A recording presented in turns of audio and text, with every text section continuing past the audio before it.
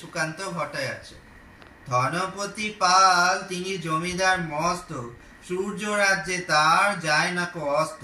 তার ওপর ফুলে ওঠে কারখানা ব্যাংকে, আয়তনে হারালেন মোটা কলা ব্যাংকে। সবার হুজুর তিরি সকলের কর্তা, হাজার সেলাম পান দিনে গড় কর্তা। সদাই পাহারা দেয় বাইরে সেপাই, তার কাজ নেই তাই শুধু খাই খাই বাই তার।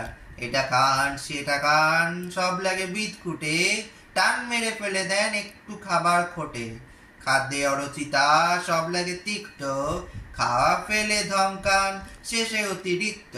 দিন রাত চিৎকার আরো বেশি টাকা চাই, আরো কিছু তহবিলে জমা হয়ে থাকা চাই। সব ভয়ে জড়সড়, রোগ বড় পেঁচানো, খাওয়া ফেলে দিন রাত টাকা বলে চেঁচানো। ডাক্তার কবিরাজ ফিরে গেল বাড়িতে, চিন্তা পাকালো জট নায়েবের দাড়িতে। নায়েব অনেক ভেবে বলে হুজুরের প্রতি, কি খাদ্য চাই কি সে খেতে উত্তম অতি। নায়েবের অনুরোধে ধনপতি চারিদিক দেখে নিয়ে বার কয়, হাসলেন ফিক ফিক। তারপর বললেন, বলা ভারী শক্ত, সবচেয়ে ভালো খেতে গরিবের রক্ত।